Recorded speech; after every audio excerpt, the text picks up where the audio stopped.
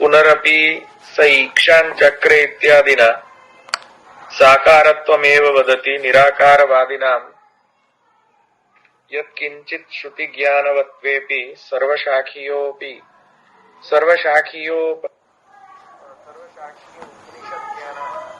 ज्ञान अभावात्। अच्छा ये नहीं, अच्छा नीचे छे। अच्छा, यदि सर्वथा निराकारत्वमेव श्रुति अभिप्रेतम स्यात् तदा निराकारत्व मुक्त्वापि अग्रे स ईक्षान् चक्रे, ये छे ने ऊपर वाळुं छे जो तो इत्यादिना आकारं नैव प्रतिपादयेयुः। अतएव व्याससूत्रमपि प्रकृतेतावत्वं हि प्रतिषेधति ततो ब्रवीति च भूयः। હા, હવે આની ઉપર આપણે સમજીશું આજે।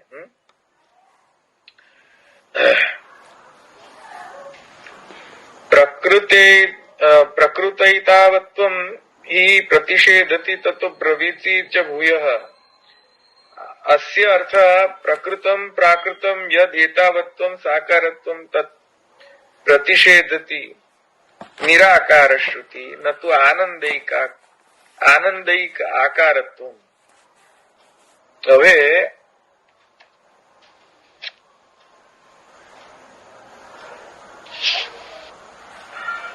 આપણે બીજો એક સંશય જોવાનો છે। એ સાકાર બ્રહ્મવાદના અંતર્ગત અહીંયા ગઈ વખતે આપણે એમ જોયું કે સાકૃતિના અંતર્ગત કેટલા બ્રહ્મની સાકૃતિમાં પૂર્વ પક્ષ કેટલા આવી શકે છે, એમાં સાવયવત્વ જે છે અને જે ઈક્ષાન ચક્રની અંદર જે છે તે કેમ ઈચ્છા કરે છે, પ્રયોજન શું છે ઈચ્છા કરવા પાછળ ઇત્યાદિ, એ સર્વ પૂર્વ પક્ષોનું નિરાકરણ હવે કર્યું। હવે આગળ જઈને હવે એમ કહે છે કે ઈચ્છા તો કરી એને ઈક્ષાન ચક્રે ઇત્યાદિના આકારમ નૈવ પ્રતિપાદયેયુ અતએવ વ્યાસસૂત્રમ અપી। હવે અહીંયા એમ કહે છે કે ભાઈ આ આકાર તો છે, આકાર તો છે સૈક્ષાન ચક્રે અને સર્વતઃ પાણી પાદાંતમ અને આનંદ કરપાદ મુખોદરાદિ ઇત્યાદિ થી તો આપણે શ્રુતિ વચન થી એ સિદ્ધ થયું કે ભાઈ એ સાકૃતિ તો છે। હવે સાકૃતિ હોય તો શું આપણા મનુષ્ય જેવા સાકૃતિ છે? મનુષ્ય જેવી રીતે સાકૃતિ છે, જીવ જેવી રીતે સાકૃતિ છે, દેહ જેવી રીતે સાકૃતિ છે, જળ જેવી રીતે સાકૃતિ છે, એવી રીતે શું બ્રહ્મની પણ જે સાકૃતિ જે છે, આકાર, બ્રહ્મનો જે આકાર જે ઉપલક્ષણ વિદ્યા બધું જ માની લેવું કે આકાર એકલું માત્ર નહીં પણ ગુણ પણ માનવો, ધર્મ પણ માનવો, સર્વ ધર્મ સહિત સધર્મક સગુણ સાકાર, તો એ બધું જ માની લેવું। જયારે હું સાકૃતિ કહું એટલે બધું જ માની લેવું અહીંયા, બરાબર? તો હવે અહીંયા એમ કહે છે કે હા ભાઈ સાકૃતિ તો છે, આકાર તો છે, કેમ કે આનંદ કર પાદ મુખોદર આદિ એમ કહ્યું તો પાદ મુખ ઉદર આ ભગવાનના જે છે, બ્રહ્મના જે આ બધા પાદ ઉદર ઇત્યાદિ જે છે, હવે એ આકારનું પ્રતિપાદન તો થયું શ્રુતિની અંદર, પણ એ આકાર જે છે એ કઈ પ્રકારનો આકાર છે સમજ્યા? મનુષ્યવત આકાર, કેમ કે મનુષ્યવત આકાર જો ગણીએ અથવા જે સૃષ્ટિમાં જે આકાર પ્રકટ થયા છે એમાં જે જડ દેહનો આકાર ઇત્યાદિ બધા આકાર, શું એવો જ બ્રહ્મનો આકાર છે? બ્રહ્મના ધર્મો છે, બ્રહ્મના ગુણો છે, તો ત્યાં કહે છે પ્રતિષેધતી ના, એ કહે છે કે નહીં, એનો પ્રતિષેધ કરે છે, નિષેધ કરે છે, એવા આકાર ઇત્યાદિ ગુણધર્મોનો નિષેધ કરે છે બ્રહ્મના અંદર। ક્યાં? તો કહે છે કે બ્રહ્મસૂત્રની અંદર આ જે બ્રહ્મસૂત્ર કોટ કરેલો છે અહીંયા, તૃતીય અધ્યાય દ્વિતીય પાદ ચતુર્થ અધિકરણ, તેમાં આ પ્રતિષેધતી એમ કહે છે કે ભાઈ જે લૌકિક આકાર જે છે તેવા આકાર બ્રહ્મની અંદર નથી. હવે તમને અહીંયા થોડુંક આપણે ડીપર એનાલિસિસ કરવી પડશે કે આ લૌકિક આકાર અને અલૌકિક આકાર કેવો હોય. લૌકિક આકાર એટલે શું? બોલો, ચાલો થોડું ડિસ્કશન કરો. લૌકિક આકાર અને અલૌકિક આકાર એટલે શું? What do you mean by that? ચાલો બોલો. ઇન્દ્રિયથી ગ્રાહ્ય હોય લૌકિક આકાર. ઉપહાભૂતોથી બનેલો હોય લૌકિક. એક મિનિટ એક કરીને. નિલેશભાઈ તમે શું બોલ્યા? ફરી એકવાર ફરીથી બોલો. ઇન્દ્રિયથી ગ્રાહ્ય હોય તો એને શું કહીશ? તો લૌકિક. હવે એક વાત સમજો નિલેશભાઈ, જો આવી રીતે હું માનું કે ઇન્દ્રિયથી ગ્રાહ્ય હોય લૌકિક અને ઇન્દ્રિયથી ગ્રાહ્ય ન હોય તે અલૌકિક, વાત સાચી છે. કેમ કે લોકમાં જે અનુભૂત થાય તે લૌકિક, બરાબર, અને જે લોકમાં ન હોય તે અલૌકિક. પણ એક પ્રશ્ન ઉપસ્થિત થઈ શકે આ અન્ડરસ્ટેન્ડિંગમાં કે જે પ્રભુની સેવા આપણે કરીએ છીએ એ લોકમાં છે, તમારા ઘરમાં બિરાજે છે, લોકમાં છે. તો હવે શું કેમ કે લોકમાં છે તેથી કરીને જે સેવ્ય સ્વરૂપનો આકાર લૌકિક માનવો કે ન માનવો? હવે પ્રશ્ન થઈ શક્યા. કેમ કે ઇન્દ્રિય ગ્રાહ્ય છે, તમે ગ્રહણ તો કરી શકો છો, તમારા સેવ્ય સ્વરૂપનો દર્શન કરી શકો છો. બરાબર છે, પણ ધવલભાઈ ભગવદ ગીતામાં ભગવાન અર્જુનને કહે છે ને કે દિવ્યમ દદામી તે ચક્ષુ પશ્યમે યોગમ ઐશ્વર. તો એ દિવ્ય દ્રષ્ટિ આપી પછી અર્જુન એની ઇન્દ્રિયથી એમને જોઈ શક્યા અને માની શક્યા. પણ એ તો વિરાટ રૂપના દર્શનના રેફરન્સમાં છે ને. હા, કરો, ડિસ્કશન કરો. જે છે ને એમ તો એ વખતે તો અવતાર દર્શાત પ્રભુ તો સાક્ષાત હતા એની સામે. એક મિનિટ, આપણે વિષય પર જ રહીએ કે એવા શું માંગી રહ્યા છો તમે? નિલેશભાઈએ એક્ઝામ્પલ આપીને એમ કહ્યું કે જે ઇન્દ્રિય ગ્રાહ્ય હોય તે લૌકિક અને જે ઇન્દ્રિય ગ્રાહ્ય ન હોય તે અલૌકિક. હવે એને એગ્રી કરો છો કે ડિસએગ્રી કરો છો? ના, એગ્રી કરીએ છીએ, પણ આપણા ઘરમાં જે બિરાજે છે પ્રભુ એ આપણી ઇન્દ્રિયથી ગ્રાહ્ય છે. તો બી પ્રભુ તો એ ગ્રાહ્ય તો છે જ ને, એટલે આપણા માટે તો એ સાક્ષાત જ છે ને ભાઈ. અચ્છા, એટલે તમે ફુલ્લી એગ્રી નથી કરતા નિલેશભાઈ સાથે? ના, અચ્છા, ફુલ્લી એગ્રી નથી કરતા. હા, અચ્છા, તો તમારો સ્ટેન્ડ શું છે હવે? લૌકિક, પ્રાકૃત અને અપ્રાકૃત આકાર ડિફરન્સ શું? જો પ્રાકૃત હોય તો ઇન્દ્રિયથી ગ્રાહ્ય હોય અને અપ્રાકૃત હોય તો ન થાય. પણ એના રેફરન્સમાં જયારે આપણા શરીરે બિરાજે છે પ્રભુ, એ વાત સાચી. તમારો સ્ટેન્ડ કહો હવે, તમારી ડેફિનેશન શું છે પ્રાકૃત અને અપ્રાકૃત આકારની? અવતારમાં શું છે? આકારમાં તો જો જયારે પ્રભુ અવતાર દશામાં હતા ત્યારે બી એમણે આપણા જેમ જ મનુષ્ય અવતાર રાખ્યો હતો. મનુષ્ય અવતાર તો પ્રાકૃત જ હતો ને એ વખતે. પ્રભુ હતા તો બી પ્રાકૃત માણસની અવતાર હતો. માણસની જેમ હતો. યોગીની બેન, ક્વેશ્ચન એ છે કે પ્રભુ અવતાર કાળમાં પ્રાકૃત હોય છે કે નથી હોતા? હોય છે ને. પ્રાકૃત કઈ રીતે? ના. અવતાર કાળમાં ભગવાનનો શ્રી વિગ્રહ અપ્રાકૃત હોય છે. એ તમને પહેલા સમજાવ્યું હતું ને કે શરીરી ભાવ નથી હોતો, કેવલ શરીરાકૃતિ મેવ.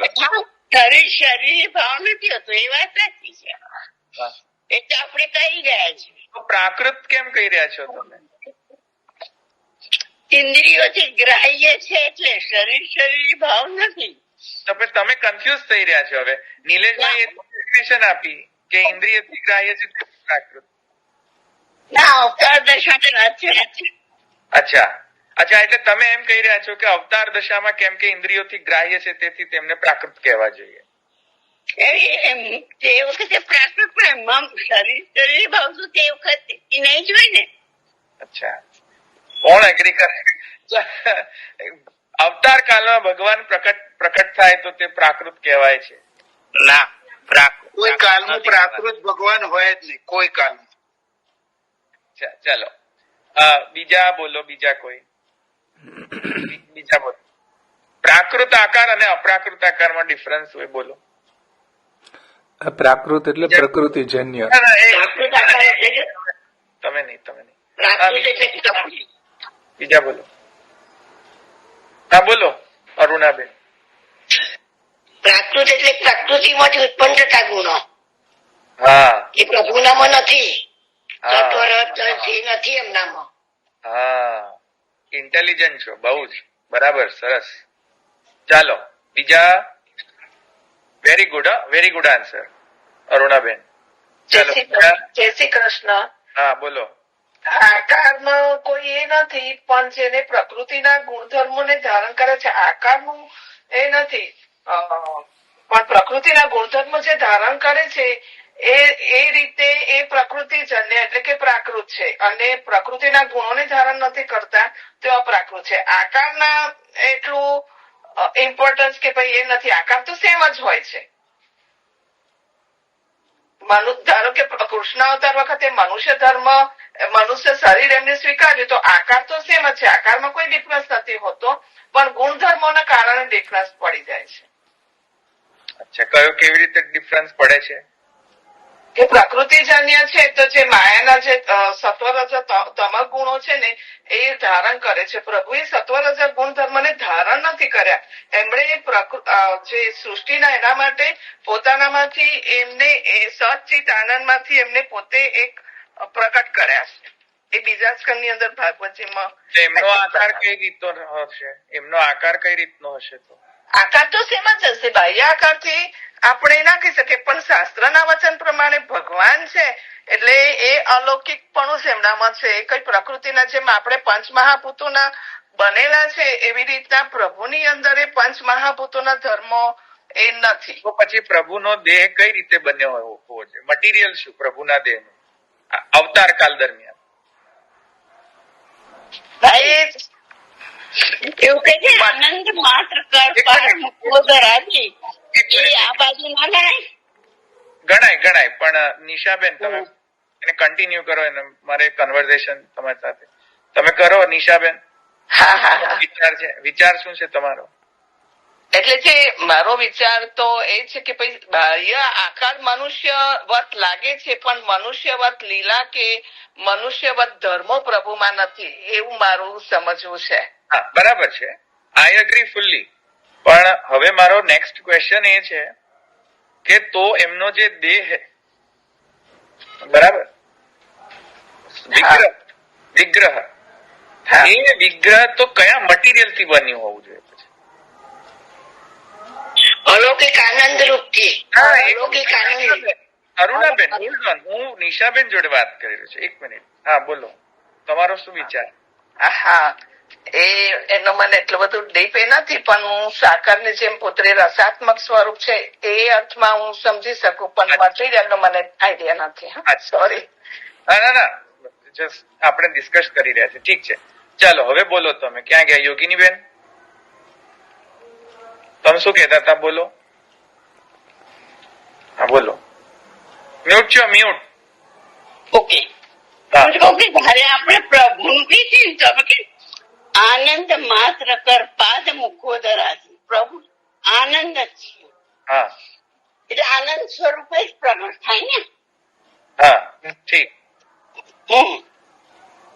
પણ આનંદ આપણને એક્સપિરિયન્સ થતો નથી, સમજો ક્વેશ્ચન. ગ્રાહ્ય નથી. 1 મિનિટ, હવે ક્વેશ્ચન હવે સમજાવ. આનંદ કર પાદ મુખોદરાદી વાત 100% સાચી, પણ જયારે એક મિનિટ હવે listen. હવે જયારે એ આનંદ કર પાદ મુખોદરાદી જયારે અવતરણ ધારણ કરે ભૂતલ પર, આનંદનો ઇન્ટરેક્શન આપણામાં કેપેબિલિટી જ નથી મનુષ્યોમાં કે આનંદથી સાથે ઇન્ટરેક્શન કરી શકે. કોઈ આનંદાત્મક વિગ્રહ તમે જોયો આજ સુધી? ના તમે અટચ કર્યો, એક્સપિરિયન્સ કર્યો? નહીં. અચ્છા, તો હવે આપણે કઈ રીતે અનુભૂત કરી શકીએ આનંદકર પાદ મુખોદરાથી વિગ્રહને? અવતાર કાળની વાત કરી રહ્યો છું. ભગવદ અનુગ્રહ કરી શકીએ.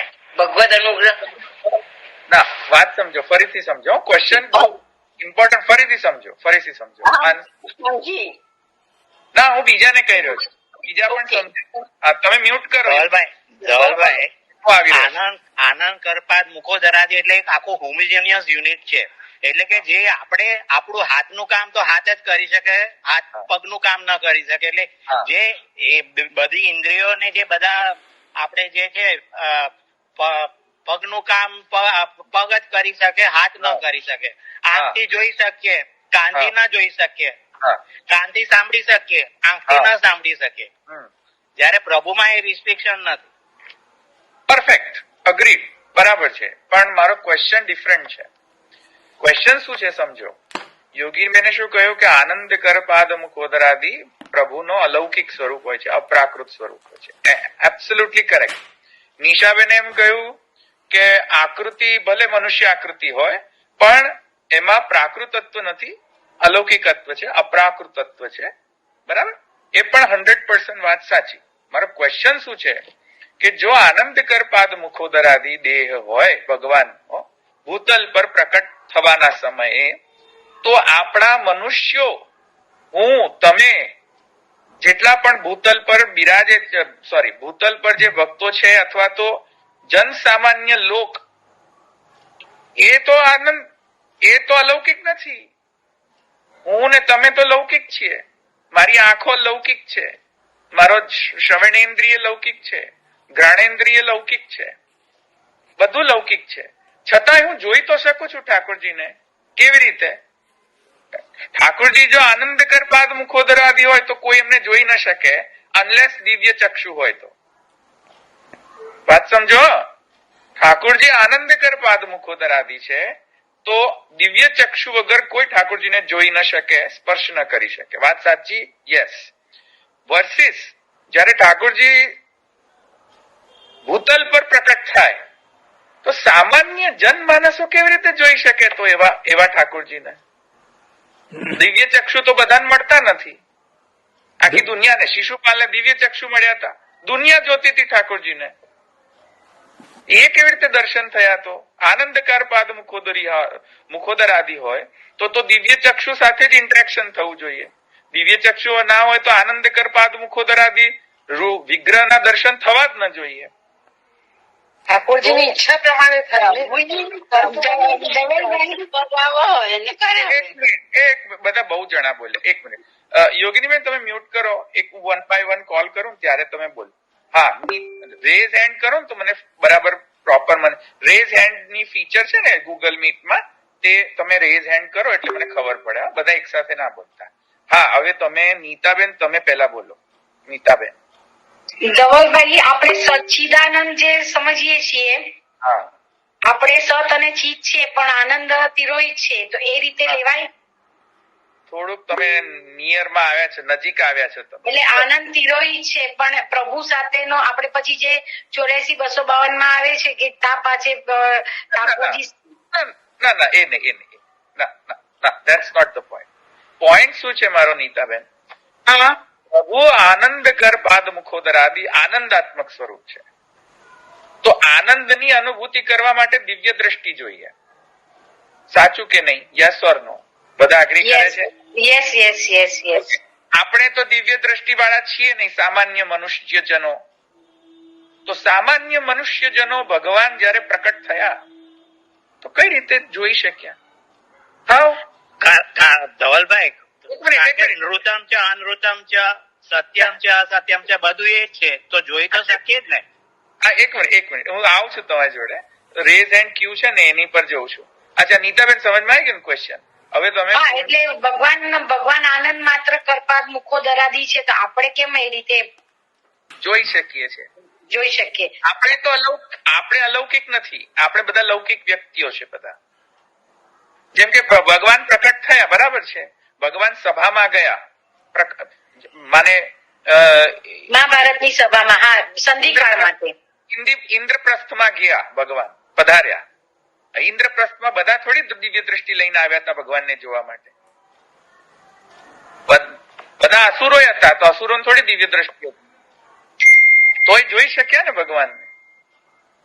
ધવલભાઈ ભગવાનને જોઈ શક્યા, પણ ભગવાનને માણી ન શક્યા. માણી જગ્યા જવા દો વાત. હું તમને ઇન્ટરેક્શન, જે આકાર ભગવાનનો પ્રકટ થઈ રહ્યો છે, મનુષ્યાકૃતિ પ્રકટ થઈ રહી છે, એ આકાર સાકાર બ્રહ્મવાદની ફ્રેમવર્કમાં તમને ક્વેશ્ચન કરી રહ્યો છું કે એ આકાર જે છે ભગવાન અવતાર કાળની અંદર એ આકૃતિ કઈ રીતે પ્રકટ કરે છે, એ હું અહીંયા ક્વેશ્ચન કર્યો છે, સમજે? અચ્છા, પૂર્ણિમાબેન બોલો. એ ઠાકોરજી તો કરતું અકર્તું અન્યથા કરતું છે, એટલે ઠાકોરજીને જેને બતાવવું હોય એને વિરાટ સ્વરૂપ ઠાકોરજી મહાભારતના યુદ્ધમાં હતા, પણ એ અર્જુનને જ બતાવી શક્યા હતા, બીજા બધાને એના દર્શન નતા થયા. ક્વેશ્ચન એ નથી પૂર્ણિમાબેન, ક્વેશ્ચન એ છે વિરાટ સ્વરૂપનો ક્વેશ્ચન નથી. ક્વેશ્ચન છે જે ભગવાન વિરાટ પુરુષના દર્શન, જે ભગવાને રથમાં બિરાજમાન જે દ્વિભુજ મનુષ્યાકૃતિ રૂપ જે કૃષ્ણ હતા, એ તો બધાને સર્વસામાન્ય જનને દર્શનીય હતા. ત્યાં એ દિવ્ય દ્રષ્ટિની જરૂર પડતી જ નથી કોઈને. એ કઈ રીતે? જો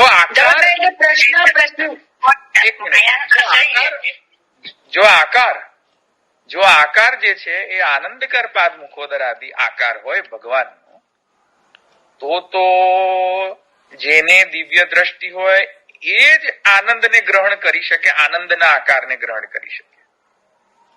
બાકી તો આપણે બધા મનુષ્યો, લૌકિક મનુષ્યો, ઇન્ટરેક્શનમાં શું આવે છે? સદ જ આવે છે, ખાલી સદગુણ ઇન્ટરેક્શન માં આવે છે, આનંદ ગુણ ઇન્ટરેક્શન એક મિનિટ મને કમ્પ્લીટ કર. મનુષ્યમાં સદગુણનો જ ઇન્ટરેક્શન જનરલી એક્સપિરિયન્સમાં આવે છે. જેમ કે મારામાં તમને ચૈતન્ય દેખાય છે, આત્મા દેખાય તમને? ના એટલે આત્મા રહેલી છે. આનંદ દેખાય છે ખરું? પણ મારા આત્માની અંદર આનંદ છે, પરમાત્મા બિરાજ દેખાય છે?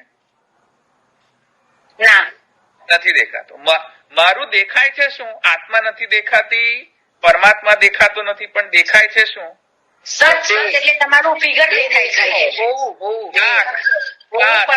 વાળ આ જ દેખાય છે, ફિગર દેખાય, બરાબર, ફિગર દેખાય. એ ફિગર સદ ફિગર વાળી છે, ચિત્ત તો દેખાતો જ નથી. તો ચિત્ત ના દેખાતો તો આનંદ કઈ રીતે દેખાય? સમજ્યા છે? ઇન્ટરેક્શનમાં તો સદ જ આવી રહ્યો છે ખાલી. ચિત્ત જે છે બહુ ઓછું ઇન્ટરેક્શનમાં આવે. બહુ યોગી હોય ને, યોગી, એને ચિત્ત નો ઇન્ટરેક્શન કરી શકે, ચિદંશનો આત્માનો સાક્ષાત્કાર કરી શકે યોગીઓ. લૌકિક સામાન્ય માણસ તો ગજુ નથી કે આત્માનો સાક્ષાત્કાર કરી શકે, દર્શન કરી શકે, ગજુ નથી. અચ્છા, અને આનંદની તો વાત જ જવા દો. આનંદનો ઇન્ટરેક્શન તો બહુ જ રેરલી થતો હોય છે. વિરલાને થાય, કોઈ વિરલો હોય એને દર્શન થાય એ રીતે. બધાને તો એ ઠાકોરજી સ્વરૂપે નથી દેખાયા ને, બધાને તો મનુષ્ય રૂપે એ વખતે દેખાય. ઠાકોરજી જેની પર કૃપા કરી એને જ ખાલી દેખાયું છે કે આ સ્વરૂપ એવું છે. એમ એ રીતે ક્વેશ્ચન એ મારો છે કે જયારે મહાપ્રભુજી કહે છે સાકાર બ્રહ્મવાદૈક સ્થાપક, મહાપ્રભુજી સાકાર બ્રહ્મવાદના સ્થાપક છે, તો આકાર જે છે ભગવાનનો, એ આકાર લૌકિક, પ્રાકૃત કે અપ્રાકૃત અલૌકિક છે. હવે તમે બધા જ બોલ્યા કે અપ્રાકૃત અલૌકિક છે, ચાલો કોઈ પ્રોબ્લેમ નથી. જો અપ્રાકૃત અલૌકિક હોય તો એવો અપ્રાકૃત અલૌકિક જે છે એ તો પ્રાકૃત મનુષ્યોથી દર્શન થવા જોઈએ નહીં, તોય થાય છે દર્શન. કેમ? મનુષ્ય નાટ્ય રૂપે જ લીલા કરી છે ને ભાઈ, એટલે એમણે તો હા ધવલભાઈ, આલંકારિક આન્સર નથી મારે જોઈએ, મારે ટેકનિકલ આન્સર જોઈએ. ધવલભાઈ, ધવલભાઈ એ વ્રજવાસીઓમાં આનંદનું એટલે આપણે કે પ્રસવ જે થઈ ગયો એના લીધે એમને દર્શન થયા. બધાને આનંદનો પ્રસવ નથી થયો. કેટલા આખા એન્ટાયર વર્લ્ડ ને ઠાકોરજીના દર્શન થતા. એટલે પછી અહીંયા આવરણ મૂકી દે છે ને અનુગ્રહ લેવાનો. ધવલભાઈ પ્રભુ એના માયાનું આવરણ મૂકે છે ને આવરણ માયાનું. તું બોલું એક ધવલભાઈ, ધવલભાઈ એમાં એવું છે ત્યારે કે ભગવાન પ્રગટ થયા સન મનુષ્ય આકૃતિ રૂપે, તો એમને પ્રગટ થવું ને લોકોને દેખાવતું એટલે દર્શન આપ્યા, પણ બધાને પ્રભુ તરીકે દર્શન નથી થયા. મને પ્રભુના તરીકેના દર્શનની ક્વેશ્ચન જ નથી. ક્વેશ્ચન અલગ ક્વેશ્ચન પૂછી દે તો તમે બધા અલગ અલગ આન્સર આપી રહ્યા. ધવલભાઈ અહીંયા પ્રભુના જે કર્મ જે છે એને લઈ શકાય કે જે બધા કરતું અન્યતા એ બધું નહીં લેવાનું. ક્વેશ્ચન સમજો છું, ક્વેશ્ચન નહીં સમજતા બધા. ધવલભાઈ એવું છે, ફરી ક્વેશ્ચન સમજાવો. એક સેકન્ડ છે ને, જીવની પ્રાકૃત ઇન્દ્રિયોથી બ્રહ્મ ગ્રહિત થતું નથી. એ તો વેદ પણ કહે છે ને ભાગવત પણ કહે છે કે બ્રહ્મને આપણે આપણી ભૌતિક ઇન્દ્રિયોથી ગ્રહિત નથી કરી શકતા, નથી જોઈ શકતા, નથી સ્પર્શ કરી શકતા. પરંતુ વોટ ઇઝ ધ પોઈન્ટ? પ્રભુ જ્યારે એવી ઈચ્છા કરે કે આ જીવો મારો સાક્ષાત્કાર કરી શકે, મને જોઈ શકે, તો જીવ ભગવાનના સ્વરૂપનું દર્શન કરી શકે એમ, અન્યથા ન કરી શકે એમ. એટલે પ્રભુની ઈચ્છા સર્વગ્રહિત થવાની છે એટલે આપણે પ્રાકૃત ઇન્દ્રિયોથી જોઈ શકીએ એમ, અન્યથા. ઠીક સમજી ગયો. તમારો પોઈન્ટ શું છે કે ઐચ્છિક છે. ભગવાનની ઈચ્છાના કારણે આપણે બધા ભલે પ્રાકૃત હોતા પણ છતાંય આપણે ભગવાનને જોઈ શકીએ છીએ. ઐચ્છિક. ઠીક. એ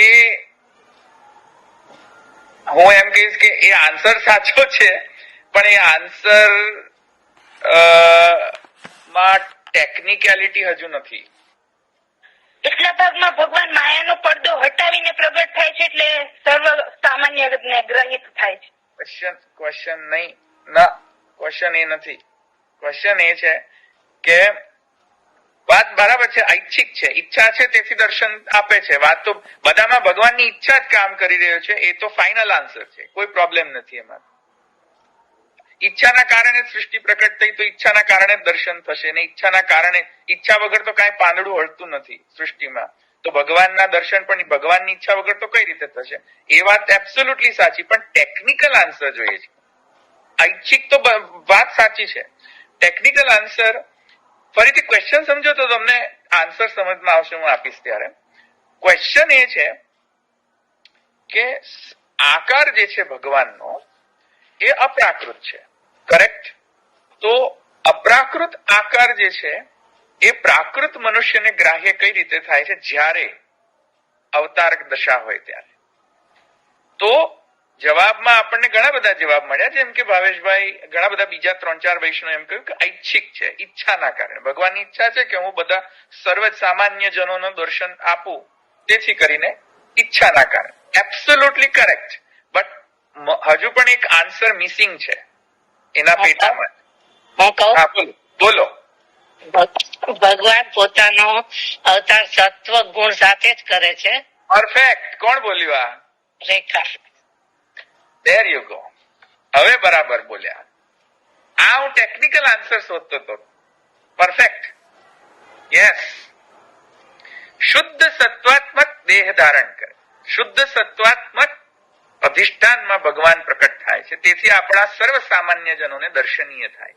શુદ્ધ સત્વાત્મક ન હોય તો કોઈને દર્શન થવાની શક્યતા જ નથી.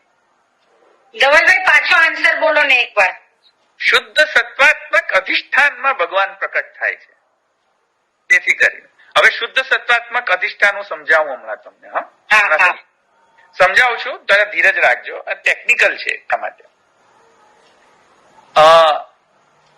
હું આ કેમ પૂછી રહ્યો છું ક્વેશ્ચન, કેમ કે આકાર ફોર્મ, ભગવાનનો જે આકાર જે છે એ ઐચ્છિક ઈચ્છાના કારણે સર્વસામાન્ય જનને દર્શન ભગવાન આપે છે. એ તો બધામાં લાગુ પડે છે, બધા જ એસ્પેક્ટ્સ ની અંદર.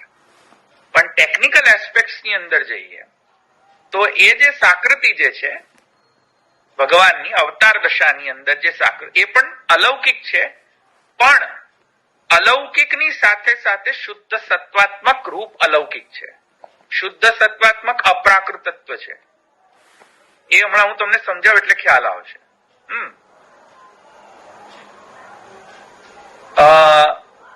જન્મ પ્રકરણની અંદર આનો કન્ફર્મેશન મહાપ્રભુજી આપેલો છે.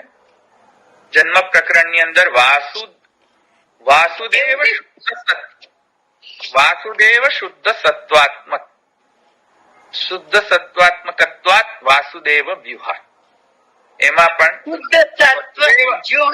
વસુદેવ અને અને જે વસુદેવજીના હૃદયની અંદર પણ જે પ્રાકટ્ય છે તેમાં પણ શુદ્ધ સત્વાત્મક હૃદયની અધિષ્ઠાનમાં ભગવાન પ્રકટ થાય છે, એમ મહાપ્રભુએ ત્યાં સ્પષ્ટ વચન કહ્યા છે.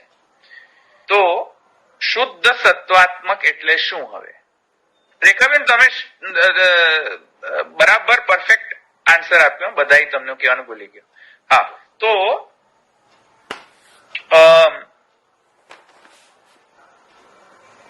થોડીક આપણે ટેકનિકાલિટી જોઈ લઈએ તો તમને અપ્રાકૃત શબ્દનો અર્થ ખબર પડશે.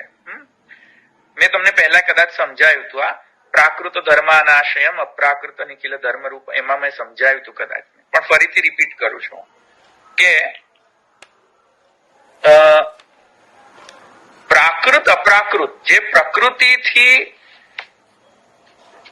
પ્રકૃતિના ગુણોથી બનેલી હોય તે પ્રાકૃત. જેમ કે આ ફોન,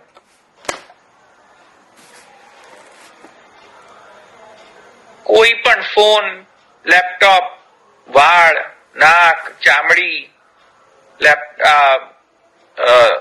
ટેબલ, ખુરશી, તમે ક્યાંય પણ આજુબાજુ કોઈ પણ વસ્તુ તમે લઈ લો, it is a combination of સત્વ રજ તમ,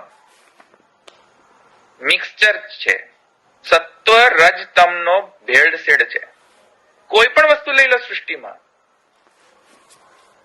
ભેળસેળ જ મળશે, ત્રણ ગુણોનો મિક્સચર. કોઈ પણ વસ્તુ લઈ લો તમે, તમને કોઈક ને કોઈક અંશ સત્વનો મળશે, કોઈક ને કોઈક થોડી પ્રપોર્શન તમનો મળશે, અને કોઈક ને કોઈક પ્રપોર્શન રાજસ ગુણનો મળશે. આ ત્રણનો મિક્સચર થી જ સૃષ્ટિ બને. તમે, કારણ કે આપણે સૃષ્ટિની અંદર કોઈ પણ વસ્તુ લઈ લો, તમે એનાલિસિસ કરશો તો એ વસ્તુની અંદર તમનો અંશ હશે જ, રજનો અંશ હશે જ, સત્વનો અંશ હશે જ. નહીં હોય એવું નહીં બને. પ્રપોર્શનમાં અલગ અલગ ભેદ હોઈ શકે કે સત્વ વધારે હોય, તમ ઓછું હોય, ક્યાંક રજ વધારે હોય, રજોગુણ વધારે હોય તો તમો ગુણ ઓછો હોય કે સત્વગુણ ઓછો હોય, ક્યાંક સત્વગુણ વધારે, સત્વગુણ ઓછો હોય તો તમો ગુણ એકદમ હાઈએસ્ટ ક્વોન્ટિટી પ્રપોર્શનમાં હોય. આ બધો જે ભેળસેળ છે, ભેળસેળ બધો, બરાબર, ભેળસેળ થઈ ગયું ને આ બધું, બરાબર. આ ભેળસેળિયું જે છે, અને એ ભેળસેળ થી બનેલી વસ્તુને પ્રાકૃત કહેવાય. પ્રાકૃત. એના કારણે શું થાય છે? ભેળસેળ બન્યું. હા, તે ભેળસેળના કારણે તમ, રજ અને સત્વના ભેળસેળના કારણે પ્રોબ્લેમ શું થાય કે રજ અને તમના કારણે ષડભાવ વિકાર આવતો શરૂ થાય છે. ષડભાવ એટલે કે અસ્થિ જાયતે, વર્ધતે, અપક્ષીયતે, નશ્યતે ઇત્યાદિ. આ રજ અને રજને કારણે ચાંચલ્યતા, અને તમના કારણે નશ્યતે, અપક્ષીયતે ઇત્યાદિ વિકાર ઉત્પન્ન થતા હોય છે. એટલે વસ્તુ ઉત્પન્ન થાય, વસ્તુ વધે, વસ્તુ ઘટે, અને પછી વસ્તુ છેલ્લે નષ્ટ થઈ જાય. તો વિકાર ઉત્પન્ન થાય ને વસ્તુની અંદર. તો શું બ્રહ્મનો આકાર વિકાર વાળો છે કે ક્યારેક જુવાન હોય બ્રહ્મ, પછી ક્યારેક ગરડો થઈ જાય ને પછી ક્યારેક બ્રહ્મનો દેહ જે છે, બરાબર? એવું તો નથી. આકાર જે છે બ્રહ્મનો એ ષડભાવ વિકાર વાળો છે. શું બ્રહ્મનો જે આકાર, બ્રહ્મનો દેહ, જે અવતાર કાળની અંદર પણ જે બ્રહ્મ દેહ ધારણ કરે છે, એ દેહ જે છે એ હોય છે તો આનંદ કરપાવે, સાચી વાત, 100% સાચી. પણ આપણા ઇન્ટરેક્શનમાં કેવી રીતે આવે છે? ઇન્ટરેક્શન એટલા માટે આવે છે કારણ કે ભગવાન જે છે શુદ્ધ સત્વાત્મક અધિષ્ઠાનમાં પ્રકટ થાય છે, એટલે આપણે એના સાથે ઇન્ટરેક્ટ કરી શકીએ. નહીં તો શુદ્ધ સત્વાત્મક હોય જ નહીં તો આપણે ઇન્ટરેક્ટ જ ના કરી શકીએ. ખબર જ ના પડે કે અહીંયા ભગવાનની સ્થિતિ છે. કેવલ આનંદાત્મક ભગવત જો સ્થિતિ હોય ને તો આપણા જેવા લલ્લુઓને ખબર જ ના પડે કે અહીં ભગવાન બિરાજે છે. અત્યારે હું એમ કહું કે આનંદાધ્યેવ ખલવિમાની ભૂતાની જાયંતી આનંદેન જાતાની જીવંતી આનંદમ પ્રેમથી અભિસંવિશંતિ તદ્વ જિજ્ઞાસસ્વ તદ બ્રહ્મ. આનંદમાં જ બધું છે, આનંદમાં જ બધું થઈ રહ્યું છે, બધું જ આનંદાત્મક છે, આનંદમાં જ વિલીન થઈ જશે. તો તમને આનંદ દેખાય છે? દેખાય છે આનંદ? દેખાય આનંદ? નથી દેખાતું. દેખાતું છે નહીં. એક થોડુંક ઇન્ટરફિયર કરું થોડુંક ધવલભાઈ? હા બોલો. હા, દ્વિતીય સ્કંદ ભાગવતાર્થ પ્રકરણમાં જે ઉત્પત્તિ સાત્રેધા બતાવી છે, અનિત્ય જનનમ નિત્ય પરિચ્છિન્ને સમાગમનમ નિત્ય અપરિચ્છિન્નતનો પ્રાકટ્ય સ્વતઃ સત્વતઃ. તો ઘણી વખત બ્રહ્મ સ્વતઃ પ્રગટ થાય છે, દ્રષ્ટિગોચર થાય છે પ્રગટ થઈને, થઈ શકે. તો અને સત્વનો આધાર લઈને પ્રગટ થાય છે. થઈ શકે. તો ત્યારે સ્વતઃ પ્રગટ થાય તો બ્રહ્મને કોઈ એવું લિમિટેશન નથી કે સત્વનો આધાર લઈને પ્રગટ થાય. બ્રહ્મને કોઈ લિમિટેશન નથી, પણ જયારે અવતાર ધારણ કરે છે ત્યારે સત્વનો આધાર લઈને પ્રકટ થાય છે, એમ કહે છે. બ્રહ્મને તો કોઈ લિમિટેશન નથી, પણ જયારે અવતાર ધારણ કરે, એટલા માટે જ એને અવતાર શબ્દથી આપણે એને શબ્દાવલીમાં પણ વાપરીએ પણ છે અવતાર. તેથી શરીરી ભાવ નહીં, કિંતુ મનુષ્ય આકૃતિમાં એવા. તો અવતાર ધારણ કરે છે કોઈ કેવલ ભક્ત ના માટે, આ તો કોઈ એકાંતિક અવતાર હોય છે કે જે ખાલી કેવલ ભક્તને જ અનુભૂતિ થાય છે. એ વખતે કદાચ જરૂરી ન હોય ભગવાનને કે સત્વના વ્યવધાન સાથે પ્રકટ થાય, પણ જયારે સર્વસામાન્ય જન માટે ભગવાન અવતરણ ધારણ કરે ત્યારે સત્વ વ્યવધાન જે છે એ ધારણ કરીને સર્વસામાન્ય મનુષ્યજનોને સાથે ઇન્ટરેક્શનમાં આવે છે, એમ કહી રહ્યો છું. ઇન્ટરેક્શનમાં કેમ આવે છે? સત્વના કારણે. પોઈન્ટ એ કહી રહ્યો સમજ્યા? તો ઇન્ટરેક્શન કેમ આવે? કેમ કે આકાર આનંદાત્મક હોય તો આપણે ઇન્ટરેક્ટ કઈ રીતે કરી શકીએ છીએ? Question is that. એટલે આપણે સચ છીએ એટલે આપણે ઇન્ટરેક્ટ કરી શકીએ છીએ. હા, હવે હું કે એ પોઈન્ટ કહેવા માંગી રહ્યો છું. કેટલા પ્રકારના ભગવાનના અવતાર છે એની ડિસ્કશન નથી થઈ રહી. વાય આપણે ભગવાન સાથે ઇન્ટરેક્ટ કરી શકીએ છીએ? જો ભગવાનની આકૃતિ આનંદકાર પાદ મુખોદર આદિ હોય તો આપણા લૌકિક મનુષ્યો જે છે એ લોકો ભગવાનની આકૃતિ કઈ રીતે દર્શન કરે છે, સ્પર્શ કરે છે, શ્રવણ કરે છે? પોસિબલ નથી. લોજિકલી એને જસ્ટિફાય નથી કરી શકતા. તેના માટે સત્વ વ્યવધાન જે છે, શુદ્ધ સત્વ જે છે એ ધારણ કરીને ભગવાન પ્રકટ કરે તો ભગવાન એક્સપિરિયન્સેબલ થાય, નહીં તો ખબર જ ના પડે. સમજ્યા? તો એ અહીંયા કહેવાનો કે જે આકાર જે છે શુદ્ધ સત્વાત્મક વ્યવધાનથી એ જે છે એ આકાર ધારણ. હવે શુદ્ધ સત્વાત્મક એટલે શું એ હું એક્સપ્લેન કરી રહ્યો છું. શુદ્ધ સત્વાત્મકને એક્સપ્લેન કરતા પહેલા મિશ્ર સત્વાત્મક જે છે એ હું પહેલા સમજાવી રહ્યો હતો. મિશ્ર અને શુદ્ધ. મિશ્ર એટલે શું કે જ્યાં ત્રણ ગુણોનો પરસ્પર મિક્સચર હોય. હવે જયારે પરસ્પર મિક્સચર હોય સત્વ રજ તમ ગુણોનો ડિસ્પ્રોપોર્શનેટ મિક્સચર હોય તો એ બધું પ્રાકૃત કહેવાય. સમજ્યા?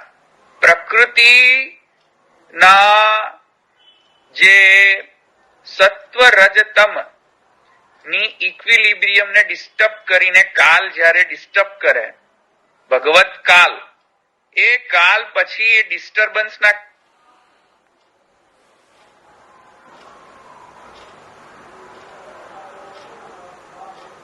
ઉત્પન્ન થાય છે તે મિશ્ર ગુણાત્મિક, શુદ્ધ નહીં હોય, શુદ્ધ સત્વ નહીં, શુદ્ધ રજ નહીં, શુદ્ધતમ નહીં, બધું મિશ્ર ગુણ વાળી સૃષ્ટિ થશે.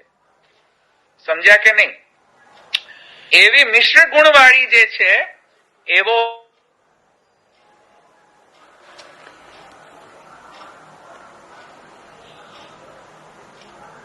આકાર નથી. અવતાર કાલ માટે કહી રહ્યો છું. સમજ્યા કે નહીં હું શું કઉ છું? સમજ્યા? જ્યારે ભગવાન અવતરિત થાય ભૂતલ પર, ત્યારે પેલું જે મિશ્ર જે હોય છે ને, સત્વ પ્લસ રજ પ્લસ તમ, એનો ભેળસેળ, એવા ભેળસેળ થી આકૃતિ નથી પ્રકટ થતી. સમજે છું શું કહું છું? યસ ઓર નો બોલો ભાઈ કોઈ. Yes yes. શુદ્ધ તત્વ આધાર લઈને વસુદેવજીમાં પ્રગટ થયા.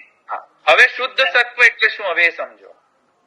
શુદ્ધ એટલે કે શુદ્ધ સત્વ એટલે કે લેશ માત્ર તમનો અંશ નહીં, લેશ માત્ર રજનો અંશ નહીં. શુદ્ધ સત્વ એટલે કેવલ અને કેવલ પ્યોર સત્વ. સમજ્યા? જે પ્રાકૃત નથી. કેમ પ્રાકૃત નથી? કારણ કે પ્રકૃતિ જે ત્રિગુણાત્મિકા પ્રકૃતિ છે, એમાં કાલનો વિક્ષેપ થાય. એ કાલના વિક્ષેપના કારણે જે ઇક્વિલિબ્રિયમ ડિસ્ટર્બ થઈ જતું હોય છે, એ પ્રોસેસમાં એ આવતું નથી. એટલે ભગવાનનો જે શુદ્ધ સત્વ જે છે ભગવાનના સચ્ચિદાનંદાત્મક હોય છે. તે પ્રકૃતિના અને કાલના જે ઇન્ટરેક્શન છે તેનાથી અળઘો રહેતો હોય છે, એ શુદ્ધ સત્વ. સમજ્યા? તો ભગવાનનો જે ડાયરેક્ટ સચ્ચિદાનંદ જે છે, એ સચ્ચિદાનંદ માંથી જ વિધાઉટ કોઈ પણ કાલ વિક્ષેપ કે કોઈ પણ પ્રકારના જે સામ્યાવસ્થાને ભંગ કર્યા વગર,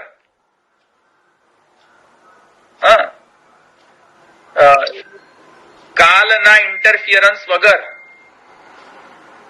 કોઈ પણ પ્રકારની સામ્યાવસ્થાને વિક્ષેપ કર્યા વગર, કોઈ પણ ભેળસેળ કર્યા વગર શુદ્ધ સત્વ, સચ્ચિદાનંદાત્મક શુદ્ધ સત્વ એવો વિગ્રહ જે છે એ ભગવદ અવતાર ધારણ કરે છે. એક સેકન્ડ ધવલભાઈ, એ તમે જે કહો છો તો એ પ્રકૃતિમાંથી પ્રગટ થયું છે શુદ્ધ સત્વ? ના, પ્રકૃતિમાં.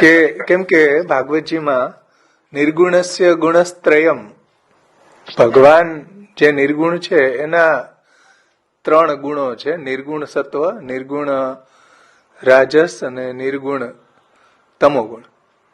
એમાંનું જે નિર્ગુણ સત્વ છે ને એને શુદ્ધ સત્વ કહ્યું હોય એવું લાલુ ભટ્ટજીએ પ્રમેય રત્નાર્ણવમાં સમજાવ્યું છે. હા, પ્રકૃતિમાંથી નથી પ્રકટ થતું એ પણ. હા, બસ રાઈટ. તો શુદ્ધ સત્વ જે છે એ પ્રકૃતિ કાલના ઇન્ટરેક્શન થી અલગ હોય છે, અળઘું હોય છે. સમજ્યા? એ શુદ્ધ સત્વનું વ્યવધાન કરીને ભગવાન પ્રકટ થાય છે. એ આકૃતિ, સાકૃતિ એવી હોય છે. પેલી પ્રાકૃત આકૃતિ એટલે કે પ્રકૃતિ અને કાલના સામ્યાવસ્થાને ભંગ થયેલી, જે ઇક્વિલિબ્રિયમને ભંગ થઈને જે સત્વરજતમના ઇન્ટરમિંગલિંગ પરસ્પર જે છે એ મિક્સચર થી જે જનરેટેડ સૃષ્ટિ, જનરેટેડ આકાર, એ જે પ્રકટ આકાર જે છે એવો આકાર ભગવાનનો નથી. તમે સાહેબ ટેકનિકલ વાત સમજ્યા? ટેકનિકલ સમજ્યા કે નહીં? હા, સચ્ચિદાનંદ બ્રહ્મમાંથી પ્રગટ થાય. સાત્વિકા ભગવતા પ્રોક્તા જે મહાપ્રભુજીએ કીધું છે એ આ સ્વરૂપ. એમ સાત્વિકા જે ભક્ત થાય એને જે સ્વરૂપનો અનુભવ થાય એ આ નહીં. ના, એ અલગ છે, અધિકારી વિશેષ છે, એ અલગ કોન્ટેક્સ. એ ભગવત વિગ્રહ માટે નથી કહેવામાં આવી રહ્યું. ભક્ત માટે કીધું સાત્વિકા ભગવત ભક્તા એમ ભક્ત માટેની કહેલી વાત છે, ભગવાનના વિગ્રહ માટે નથી. ભગવાનના વિગ્રહ માટે તો જેમ કે શુદ્ધ સત્વ. શુદ્ધ સત્વ. ઓકે. એમાં શુદ્ધ શબ્દ આવે, જનરલી મોસ્ટલી જે છે શુદ્ધ સત્વ શબ્દ મૂકેલો હોય છે. શુદ્ધ એટલે સત્વ ધવલભાઈ આમાં બે વાત થઈ કે પ્રભુનો વિગ્રહ જે છે, ભગવાનનો વિગ્રહ એ શુદ્ધ સત્વથી અવતાર ધારણ કરે છે અને જીવ એટલે સામાન્ય જીવને જે અનુભૂતિ થાય છે તે તેના સતના કારણે થાય છે. એક્ઝેક્ટલી. ઓકે. અને એમાં શું ભાઈ? ત્રણ જીવો જોઈ શકે એમ, ત્રણ રીતે મારું દર્શન થઈ શકે છે. યોગ સાધિત મનથી, પછી હું જેમને દિવ્ય દ્રષ્ટિ આપું, એ જે ત્રણ રીતે કીધું છે તો એને એ જીવાત્માના સંદર્ભમાં કીધું છે. હા, જીવાત્માના સંદર્ભમાં કીધું છે. એટલે જોઈ તો શકાય ને. એટલે ભગવાનનો વિગ્રહ ઇન્ટરેક્શનમાં આવે છે. કેમ ઇન્ટરેક્શન શબ્દ સમજો છો ને ભાઈ તમે? થોડું ઇંગ્લિશ. તમે હમણાં ઇન્ટરેક્ટ થઈએ છીએ એ રીતે. એક્ઝેક્ટલી. તમે મને સાંભળી શકો છો, તમે મને જોઈ શકો છો. અનુભૂત કરવું. અનુભૂત. હા, અનુભૂતિ. બરાબર ને? તો જે ભગવાનનો વિગ્રહ અનુભૂત થઈ જાય છે, થાય છે આપણા સામાન્ય લૌકિક જીવોને પણ. કેમ કે ભગવાન શુદ્ધ સત્વાત્મક વ્યવધાન સાથે પ્રકટ. સમજ્યા? પ્રાકૃત વ્યવધાન નહીં, નોટ પ્રાકૃત. હિઝ દેહ ઇઝ નોટ પ્રાકૃત. અપ્રાકૃત શુદ્ધ સત્વ જયારે અવતરિત થાય ત્યારે. અને એ ભગવાનની લિમિટેશન નથી, એ આપણી લિમિટેશન છે. ભગવાનની લિમિટેશન નહીં કે ભગવાન હંમેશા અવતાર કાળમાં આ ધારણ કરીને જ આવે. જેમ હમણાં ભાવેશભાઈ કહ્યું કે એ તો સ્વેચ્છા એ ધારણ કરી શકે. સ્વેચ્છા હોય તો ન પણ વ્યવધાન કરે, સ્વેચ્છા હોય તો ધારણ પણ કરે. So what? બરાબર. એ પ્રોબ્લેમ છે કોનામાં? પ્રોબ્લેમ ક્યાં છે?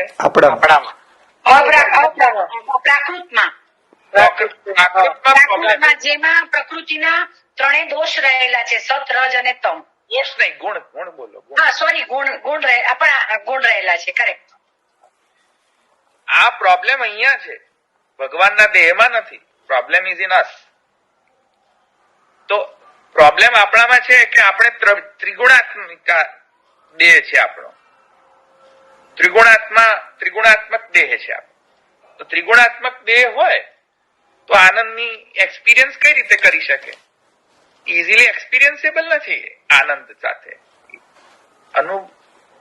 તેથી કરીને ભગવાન જયારે ઈચ્છા કરે, જે ડેફિનેટલી ઈચ્છાથી જ બધું થાય છે ફોર શ્યોર, પણ ટેકનિકલી જયારે ભગવાન ઈચ્છા કરે ત્યારે શુદ્ધ સત્વાત્મક વ્યવધાન ટેકનિકલી ધારણ કરીને સર્વસામાન્ય જનને દર્શની.